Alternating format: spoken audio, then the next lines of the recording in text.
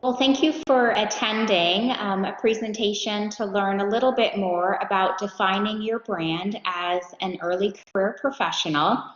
You, despite limited experience, can still absolutely create a really compelling picture of your brand through storytelling on your resume, cover letter, LinkedIn profile. So we're going to touch on some personal branding basics today, not only what you need to do when you're actually physically writing your resume, cover letter, or creating your LinkedIn profile, but also, and perhaps most importantly, what you need to do prior to getting to that stage, because actually the hard work actually starts before you put your fingers on your keyboard. So we're going to talk a lot about that before we get to the nuts and bolts of actually building your document. So let's get started.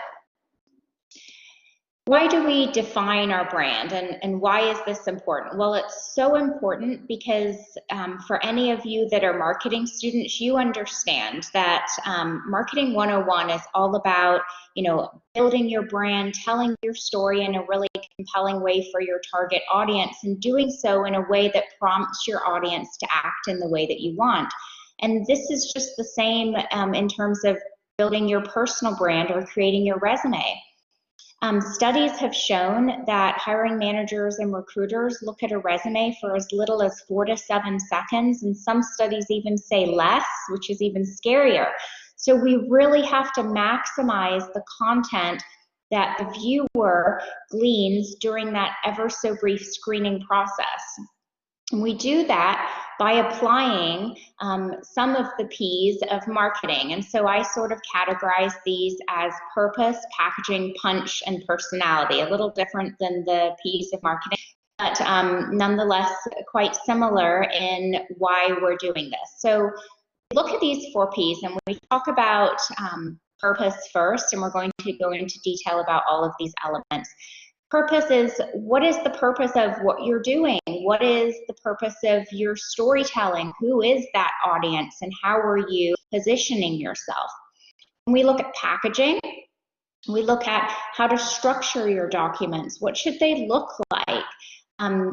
Which format should we select when building your brand and creating that early career resume? Punch is what you probably have heard of in terms of keywords. So what are these keywords that we need to incorporate into our brand to really convey a compelling message to our audience? So we're going to look in detail about how to figure out what those keywords are, and then how to infuse your brand with some personality. So it is really important to create a brand that connects with your audience, and there are ways that we can better do that versus building just a black and white plain text looking document. So we're going to talk about that too. So let's look at purpose first. So purpose means defining your goals. What is the purpose of your document? So when you're building a resume, obviously the purpose of your document is to get a job or get an interview first. But what is that audience? Who is that? What does it look like? So when you think back, and probably much too long ago for any of you watching this video that are nearing graduation, but you may have even seen old school resumes that started with objective statements. And objective statements would, 20, 30 years ago, communicate what it was that the candidate wanted. So it would talk about, the position, the title that you wanted, the industry you wanted to work in, etc. They were pretty black and white statements, okay? They focused on what you wanted, and they told a hiring manager what it was that your goal was to see if it aligned with what they needed. Well, with the age of applying online and, the late 90s and ever since, hiring managers are just bombarded with candidates. So objective statements, because it became so easy to apply for a job, we literally just clicked apply now online. Objective statements started to get broader and broader and more flowery, and they would say things like, seeking a progressive opportunity with a company with room for growth. And they really ended up saying very little, if anything. And so hiring managers, because they sort of had the power now, because they had what we kind of look at as the pick of the litter from their applicant base, because they had so many qualified applicants that had just such an ease of applying, they sort of turned the tables on us as candidates. And they started to look at resumes and say, what can you do for me? So this isn't about what you want as a candidate.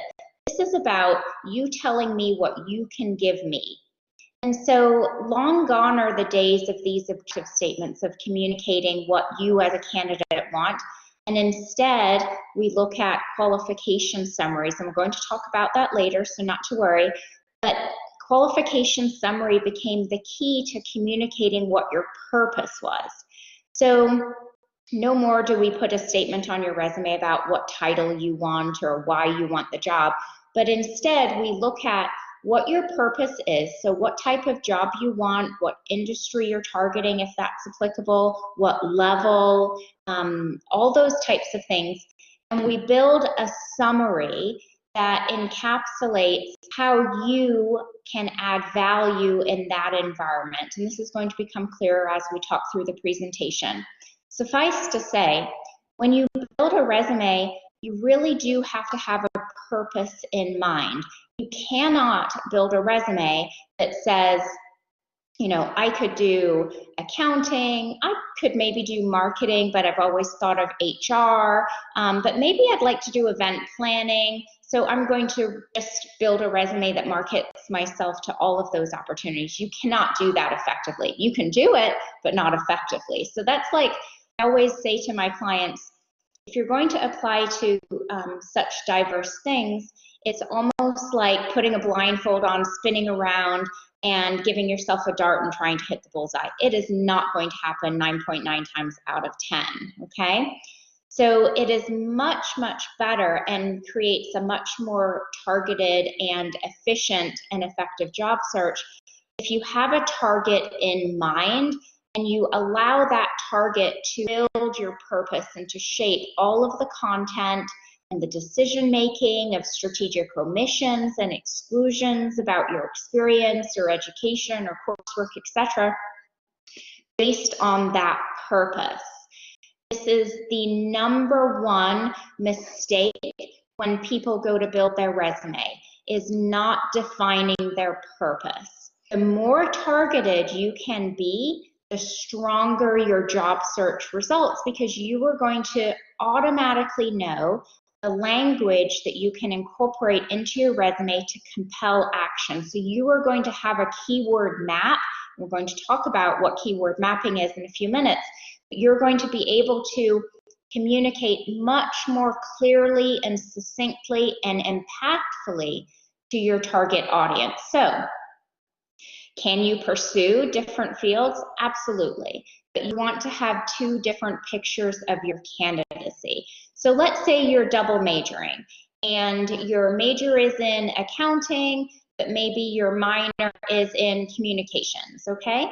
So your goal is to be, to go the auditing or accounting track, but you've always sort of been really interested in communications and maybe kind of internal communications, and that's typically a function within an HR department. So you wouldn't be able to create one picture of your candidacy that would be just as effective for each of those audiences, because hiring managers looking at you for those accounting or auditing positions are really going to want to know about the coursework you completed in that area, probably your capstone. How about your internships in those areas? Did you have a part-time job that kind of had some transferable skills? Well, that content wouldn't make sense to your communications audience, who would be looking at, well, let's look at your written communication skills, and do you have any experience with internal employee relations or change management communications? And they'd be looking at a whole different skill set. And that's why it's really important to define those purposes so that you know who your audience is and you know how to incorporate an appropriate message to get the biggest ROI for your search. So I've spent a good amount of time talking about purpose because it is so, so important. You won't believe the difference in someone's search process and speed of being hired, the more targeted they can be. So in other words, the more clearly they've defined their purpose. So let's look next at packaging. Most of you, if you are a traditional student, will have a chronological resume. A chronological resume is the most traditional format, and we're going to go through the 3 types of resumes so that you have an idea of what they are, but I do imagine that 90+% of you will end up with a chronological resume. The other formats are called functional and combination, and we'll touch on those 2 in case you ever hear of those during your search. The chronological resume is the most common, like I said. It starts with your current or most recent work history and works its way backwards through your journey. So everything comes in reverse chronological order. This is an example of one that you see on the screen. It begins with a qualification summary. It flows into all of your experience. That can be education, that can be internships, etc. So it is the most easy to review and the most accepted by hiring managers. The next format is the functional resume. The functional resume presents your history instead of by employer, by functional area. So it's a great format if you have limited work history, which I know most of you probably will because you're early career, but limited maybe a little bit further on in your journey. If you're looking for a career change and you want to highlight specific aspects of your journey thus far, a functional resume can do that because it doesn't highlight experiences by employer or date. It instead highlights experiences by functional area. Now, I did want to point out the functional resume because some people's knee-jerk reaction when they conduct a job search that isn't going well is that they need to create a functional resume. And I would say 9.9 times out of 10, that's not actually accurate. Hiring managers don't care for functional resumes because they can't tell what you did, when, and where because your experience is presented by a functional organized area, not by date or employer. So they don't love it. In fact, it's kind of repelling for them, and they dig deeper until they find that potential disqualifier that you were trying to hide, such as limited work experience, frequent job hops, titles that aren't related to what you did, employment gaps. Again, down the road further in your career, this would be much more applicable than it is now, but I still wanted to point it out because even early career professionals will get advice to create a functional resume. And it's really the last resort resume. So I doubt for any of you, unless you're in a non-traditional student bucket, would ever want to go this route this early in your journey. But at least you're aware of what it is, what the benefits are, and what the pitfalls are. The combination resume is a combination of the 2 that we just talked about. So it still presents your experience in reverse chronological order, but it does have a functional element because right underneath the qualification summary, there would be a select highlights, key accomplishments type section. You can name it anything you want. The point is that you bring forward the most applicable aspects of your career and present it directly underneath the summary because, like studies showed, and I presented earlier with 4 to 7 seconds, you really want to convey the most important information on the top half of page 1. So for the combination resume, it allows the candidate to pull forward experiences that make the most sense in terms of evaluating their candidacy, but it still kind of connects the dots for the employer because it presents what you did, when, and where in a professional experience section. So in the example on the screen, this person was in the sales career, so we used the select highlights section to present key accomplishments in terms of her sales history. For an early career professional, let's say you're a slightly non-traditional student and you do have some work history. Maybe your volunteer work, maybe your capstone, maybe some of the projects you completed during your academic journey are really more important than what you have been doing as a part-time job that would kind of lead your resume if you did a traditional reverse chronological resume. Well, the combination format might be a way for you to bring forward those experiences and really highlight what is relevant more so than what is recent. So keep that in mind as an option if you do have that dilemma where you want to focus on relevancy versus recency. When we look at packaging, there's still a lot of misinformation out there in terms of how long a resume should be. I can tell you I write plenty of 2-page resumes for early career professionals. Some early career professionals have completed multiple internships. They have a couple of degrees, an associate's, a bachelor's, maybe even a master's. By the time you get a qualification summary on the page, 2 or 3 degrees, maybe a couple of internships, maybe some volunteer work, some extracurricular leadership positions, and maybe some part-time work during academic breaks or even during the school year, squeezing all of that onto page 1 is sometimes a big mistake. Now, I will say that the typical rule of thumb is if you just have a few years of work history, 1 page should typically suffice. But there are plenty of early career professionals that do not fit in that bucket. So I want you to take away from this, having me given you as a professional in the field permission to go beyond 1 page. I'm not saying you're not going to have naysayers that come to you and say, oh, your resume should only be 1 page. You will always have that. In fact, there is a lot of noise in the personal branding field, and a lot of that noise is really driven by people that are giving their opinion and not expertise. So I'm telling you as an expert in the field, you can absolutely, if your experience warrants it, justify a 2-page presentation. Now, you know, based on the screening time being ever so brief, you of course have to prioritize that information. You cannot expect a hiring manager to see what's in the middle of page 2 during their initial screening time, which is why qualification summaries are so important, because that's how you convey that really important information that might not appear until page 2 at the top of page 1. We're going to talk about summaries in just a little bit. So absolutely, some of you will have a 1-page presentation, but some of you, because you've been incredibly involved and held multiple internships and positions and extracurricular involvement, you can absolutely justify 2 pages if needed. Ways to make packaging kind of your friend and not create an old school looking, just plain black and white resume. You can play with fonts. Don't do anything outlandish that will change on someone else's computer, but don't feel like you have to stick to Garamond or Times New Roman or Arial, please.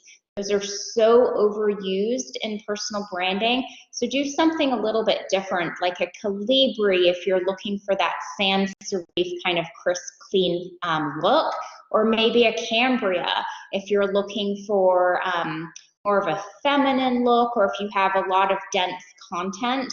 A serif font with the little ascenders and descenders on the letters, or what we call the hats and feet, make it ease of readability a little bit more streamlined when you have dense content, which is why newspapers write in that font, because there's so much to digest quickly.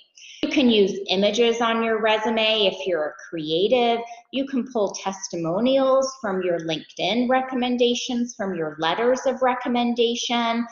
Maybe you have a 360 review in a class on a project and you had some great comments made. You can pull those in. So there are lots of things you can do to packaging to create sort of energy and personality around your resume. We're going to talk a little more about that too.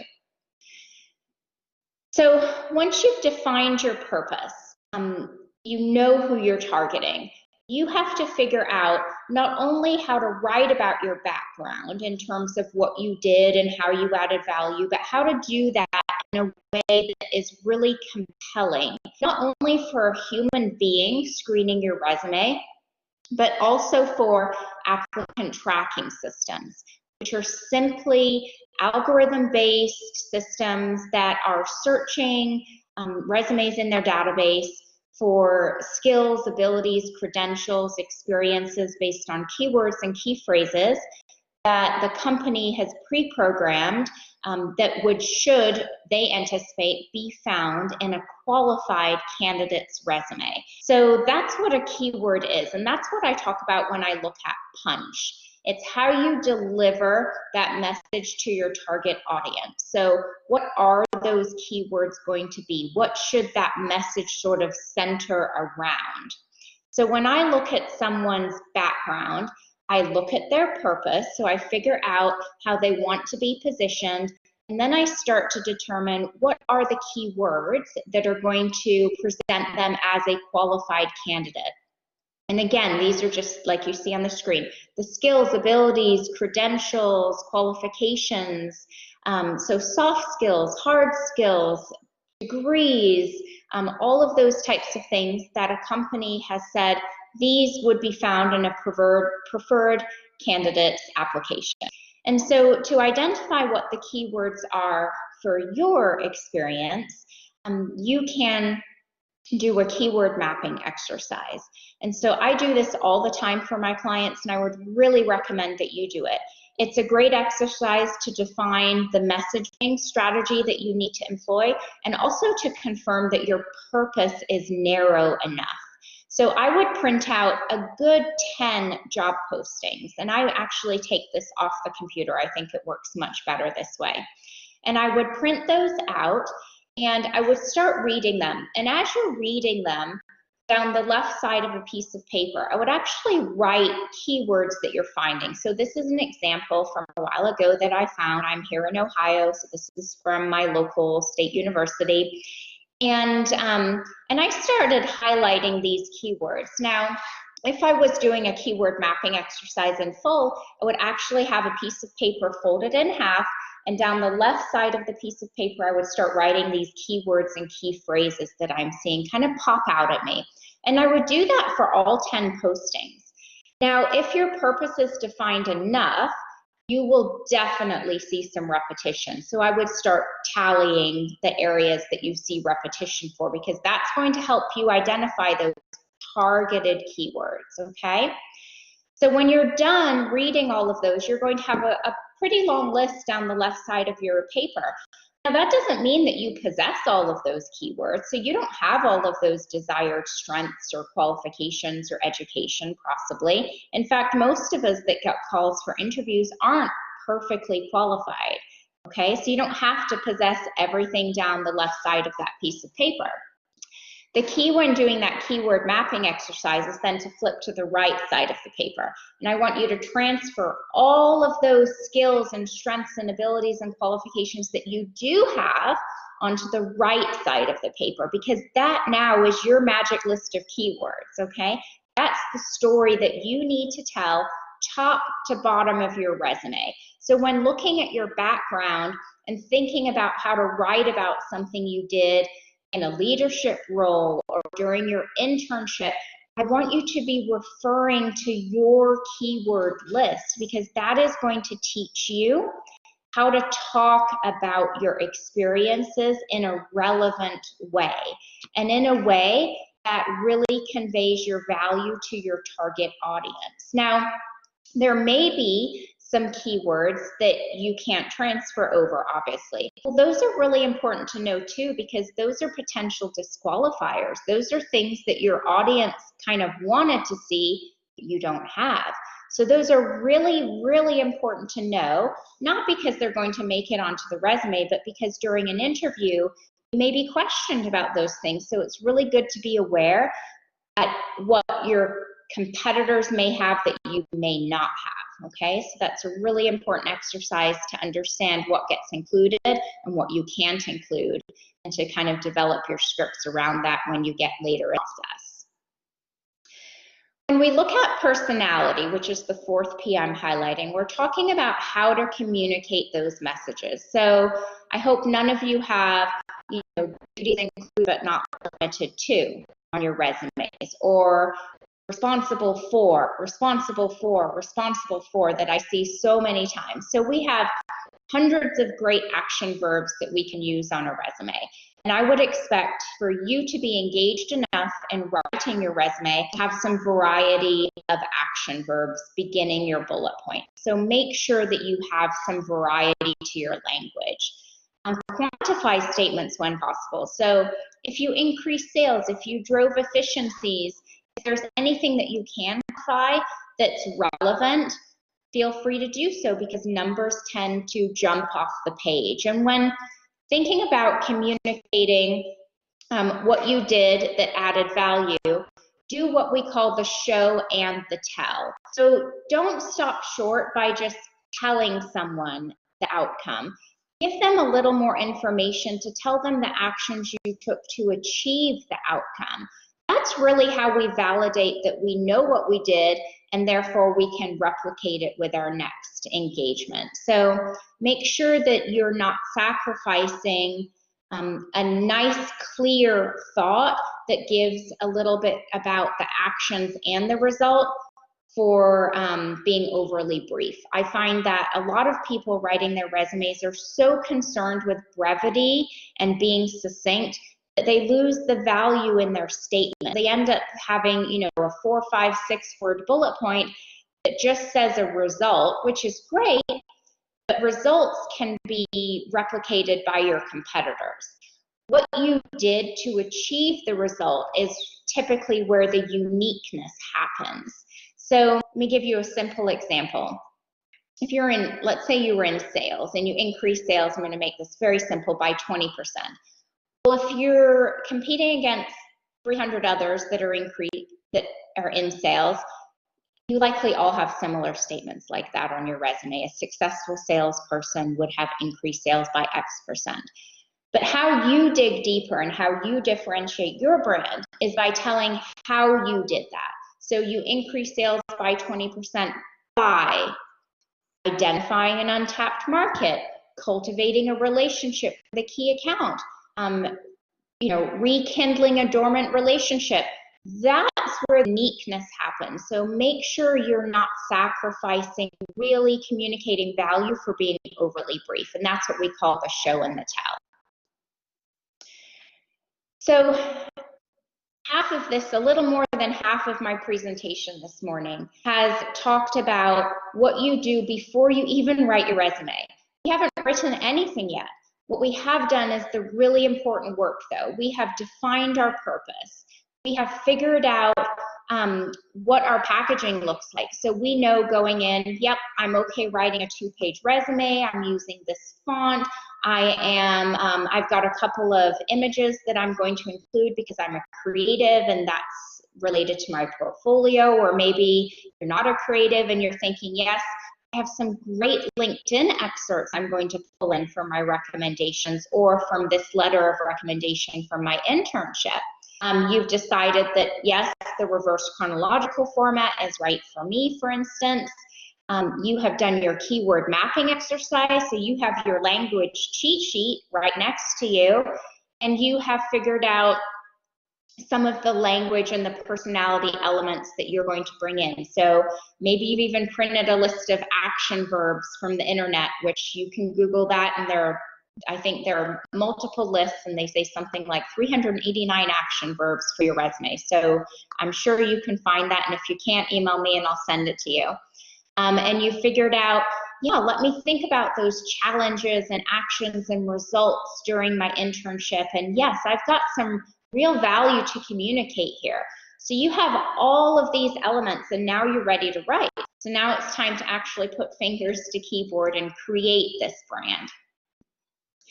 Your resume will start with a heading, which is pretty self-explanatory, but I do want to point out a few things in your heading that you'll want to be sure to do and not to do. So your name, obviously. If you go by a different name, you can put it in quotes, in parentheses. What I want you to be aware of when putting your name on your resume, is if someone calls for a reference and you go by your middle name and you didn't put that on your resume, I don't want the reference giver to pause when they hear your name. So I don't want them to say, hey, I'm calling for a reference for Jim Smith, and you go by your middle name of David, and the reviewer says, Jim Smith? Because that doesn't give a great first impression. They're obviously going to connect the dots, say, oh, David, but don't let them do that. So make sure your name is what you go by. The location is typically just your city and state these days, not your mailing address for privacy and security reasons, and because nobody's mailing you anything right now. So just list the city and state. If you, obviously you're in DeLand probably, unless you're remote, but I wouldn't list DeLand unless you're staying in Central Florida. If you're going back home to New York and that's where your job search is taking you, then you list New York. Some people just list the major metro area, which I think is a really good strategy at times. So let's say you do live in DeLand, but you're totally fine listening to your podcast for an hour each way as you drive to Orlando. Well, then maybe on your resume, you just put Central Florida as your location. LinkedIn handles it the same way. Under your about information on LinkedIn, it will actually make you choose the metro area. And it just allows people to kind of remove the cloudiness from their decision making, even if it's subconscious, and not be making decisions for you that, oh, that commute is too long. That's your decision to make after all, not theirs. Maybe the commute is your time, where that's the only time in the day that you have to yourself and you love it. Some people do. So be careful putting suburban locations that might make you look a little too distant from a prospective opportunity. Your mobile number only. I doubt any of you have landlines anymore, but typically just your cell number. A professional sounding email address. So I'm okay if you use your institutional email address, but I don't want you to look like a student when you're not a student. So setting up a clean, uncluttered Gmail address is probably the way to go. Old school addresses, sorry anyone like an AOL or a Hotmail or even kind of a Yahoo these days is a little looked down upon as a little old-fashioned. Gmail is typically the safest bet. Make sure that it doesn't have any personally identifying information in it, like birth years or numbers that look like birth years. Not because you're worried about ageism at this point, but because if someone sees a number that looks like a birth year and an email address, guess what they're spending their 4 to 7 seconds doing? Calculating how old you are, and that is not the primary purpose of this resume. So just make it super clean and uncluttered. If you can, make it match the custom URL you have chosen for LinkedIn. It makes it super clean. So if you can get an email address that's just first last or first hyphen last, do the same for LinkedIn, okay? You should be, all have custom URLs for LinkedIn. It's a super easy settings preference on the back end of LinkedIn where you can customize your URL and remove all of the automatically assigned letters and numbers that LinkedIn puts after your name. Kind of a rookie mistake to put your LinkedIn URL on your address before it's been customized. And if you are a creative and you have a portfolio, or even a lot of my early career professionals these days have websites that are kind of personal branding websites that they've developed as part of their school process, absolutely put that on there. Just make sure that anything you put on there in terms of something that is taking the reviewer away from your resume adds value. So don't put your LinkedIn address on there if there's nothing on there. If you don't have anything more than your resume, no recommendations, you haven't filled out your 50 skills, you don't have a lot of connections, you're not a member of groups related to your brand, don't put it on there, because there's no value in taking someone's precious time evaluating your candidacy spent looking at LinkedIn that adds no value. Same thing with a portfolio. I've had many early career professionals give me their portfolio information and I go there and it's really not a great professional representation. Sometimes it has personal opinions. Sometimes it has writing samples that may give an opinion that someone else could hold the opposite opinion of, and this isn't the time to be talking politics, anything sort of that could escalate, okay? You're not trying to alienate anyone at this point. So just be careful with anything that you do put in your header area, that it does add value to your professional candidacy. I've talked a little bit about qualification summaries throughout. I kind of prompted them, and in some of the samples you probably noticed that there were qualification summaries. So of course, none of you are old enough to remember objective statements, but I can guarantee you there are still some resume templates floating around academia that have objective statements on them, and they're given out as good templates, and they're not good templates. So your resume should start with a qualification summary that, as I mentioned, communicates what you can do for the employer. So this is all about the value you can give to them. This is not about what you want right now. You get into that way down in the negotiation process, okay? So your qualification summary is the real meat to your resume. This is what is going to be looked at in your ever so brief screening process. So let me give you an example of what it could have in it. It does not have to have all of these elements. There is no one-size-fits-all qualification summary. You could have a few bullet points, you could have a paragraph, you could have a combination of things. The point is, you have to have one, and it does have to serve as a summary of your candidacy that communicates what you can do for the employer. And you should know what is important to them because you've done that keyword mapping exercise, so you know the message that they are looking to hear from a qualified candidate's application. So a summary could include a professional title if you want to pinpoint what you're looking for. So let's take that example earlier of someone graduating with an accounting degree. Well, if your goal is a staff accountant position, you can open your resume with staff accountant or staff accountant candidate, or you could put accounting, auditing, reconciliation, general ledger. You could put kind of keywords up at the top of your resume. So it doesn't have to be a one-size-fits-all solution. You can have highlights, or what we call taglines, so takeaways from your brand, just like other brands have taglines for you to remember the brand by. You can do that for your candidacy. You can have a paragraph or bullets. You can incorporate excerpts or quotes from letters of recommendation, from your LinkedIn recommendations, and you can even have what you've probably seen a lot on resume templates is a bulleted list of skills, so almost like a table format or a few different columns with skills listed. So this is an example that incorporates all of those elements, and again, this is probably a little too extensive for an early career professional, but I wanted to show it because it does show each of the elements. So you have your professional title, you have your taglines, you have a couple of super brief paragraphs, just a few sentences in total, and then you have a core skills list. So for my early career clients, I might just have a brief paragraph. I may only have the 3 taglines with the professional title. So choose what makes sense based on the depth of your candidacy. If you really want to highlight a couple of internships early on in your resume and your education, then you might need a paragraph and a couple of taglines.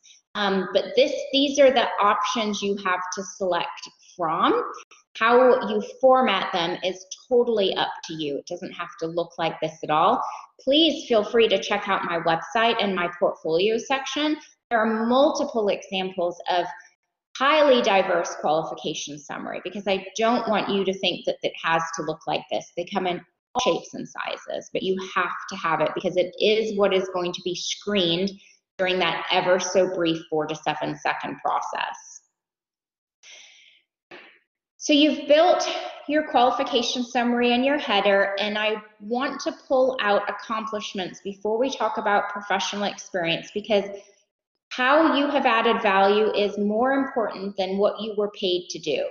So accomplishments are probably what you wouldn't have found on a job description. So they're the things that we think of when someone says, what were your challenges in that role? And wow, what did you do about that? Or someone gets really interested in what we did in an internship and they say, wow, tell me what happened there. Those are the things that you grab onto. That's the story. So we don't build resumes based on job descriptions. We do have professional experience sections that have a nod to your job description because we have to tell them what your job was. But let's say your job description was 2 pages long. Your overview of your job might be 3 sentences long. It's going to be a really, really brief paragraph format. And more recent surveys have suggested that individuals have a tendency to stop reading after 3 lines. So I even try to make my job summary paragraphs 3 or 4 lines max these days. So it's really, really brief. What is the most important piece are your accomplishments, and that's typically what we reserve those really important bullet points for. Bullet points are what the eye gets drawn to. They are seen as the easiest piece of information to glean.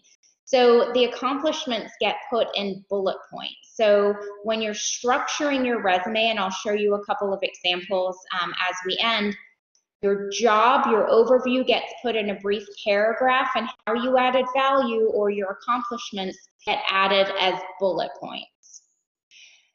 Your professional experience section's pretty simple. Again, for some of you, this might just relate to internships, and that's fine.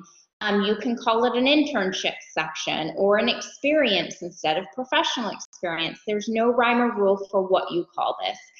You list the company name, the city and state where you worked, okay? So for any of you complete internships that were remote in the spring and summer, I want you to put the city and state where you worked. If you're going to put the headquarters of the organization you worked for, then in parentheses after that, put remote or virtual. That prevents confusion from someone not really knowing where you are and where you worked, okay? Typically, on a resume, we only put years of employment. Now, sometimes this can be modified when we're just talking internships, and I might put winter, 2019, or spring to summer 2020. But I'm typically not going to put months because they're noisy.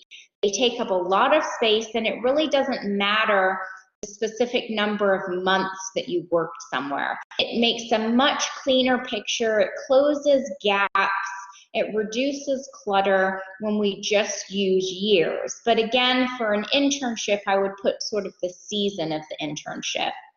You'd put your title, and again, your responsibilities or that job description come in a brief paragraph, and your accomplishments follow in bullets.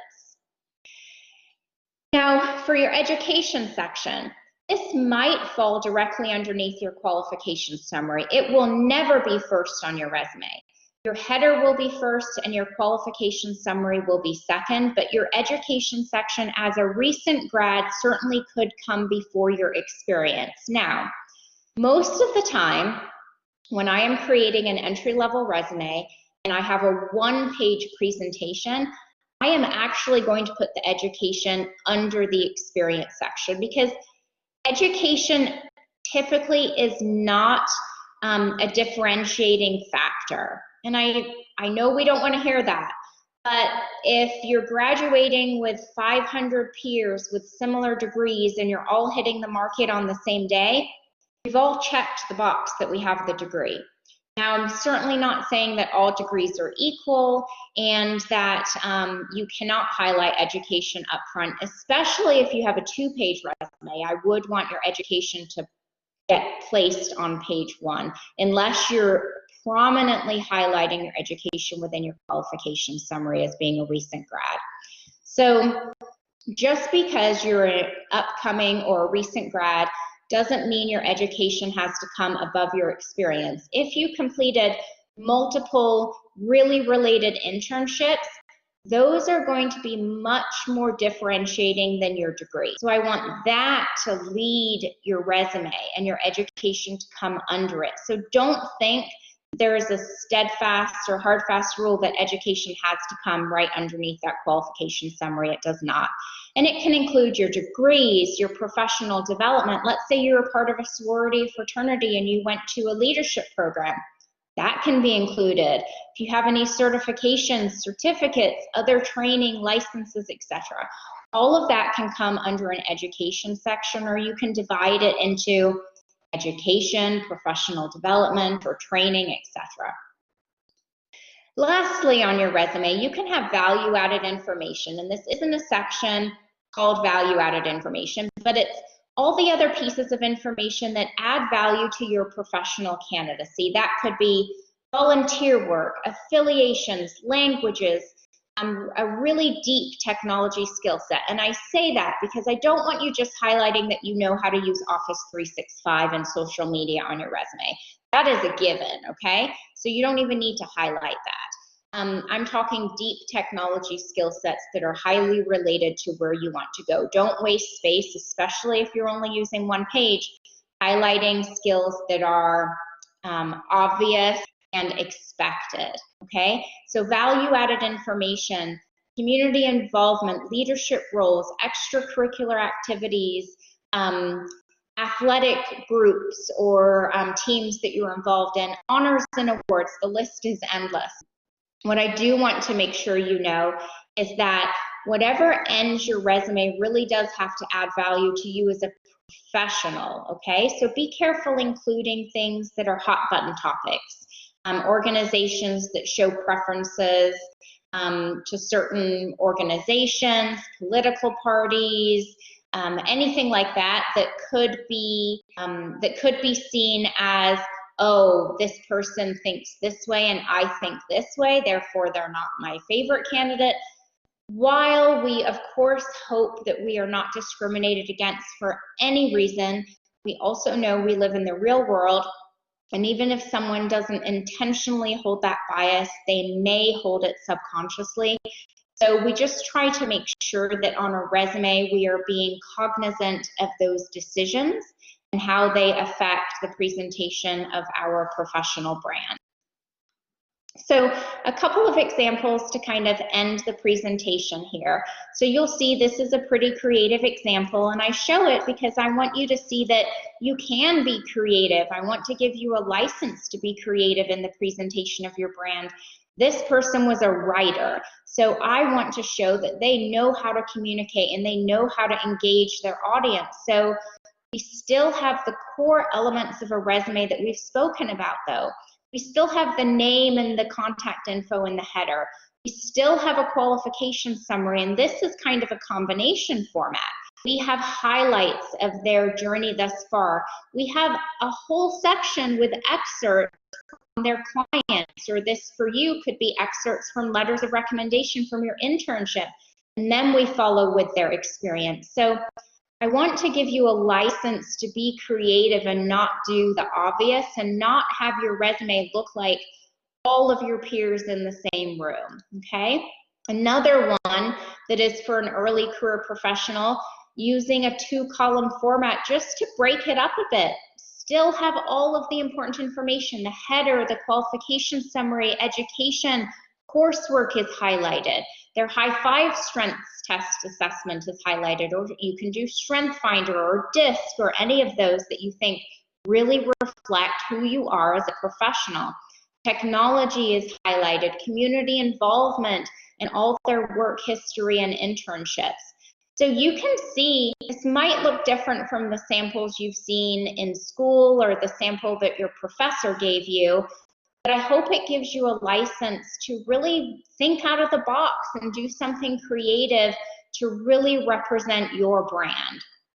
So I hope what your takeaways are from this webinar are that before you sit down to build your brand, the important work has to happen. You have to identify your purpose so that you know that really targeted message to send. You make some strategic decisions in terms of what your resume is going to look like and how you're going to construct it. You think about that value-added messaging and how you're really going to deliver with some punch and personality. And then when you're writing your resume, make sure you're following the structure of a best practices personal brand in terms of the header and the qualification summary, and a focus on the bullet points and your accomplishments. And make sure you're doing that showing and telling and not sacrificing value for brevity. and make sure that all of the choices that you make reflect you as a professional. We might have totally different preferences and choices if we were representing just us as a person. This is you as a professional. So create a very authentic picture, but be aware of who your target audience is and what is going to appeal to them. So I hope that you take away some great information from this webinar and maybe some ways to infuse your own personal brands with some energy and some uniqueness, and really hit the market with the strength of your brand behind you and that power of your Stetson degree, and the sky will truly be the limit. Thank you for your time. Please feel free to reach out to me on any of the platforms noted, LinkedIn, social media, or directly through email. Mention you're a Stetson student, as was I, and more than happy to answer any follow-up questions anybody has. Thank you for your time. Bye-bye.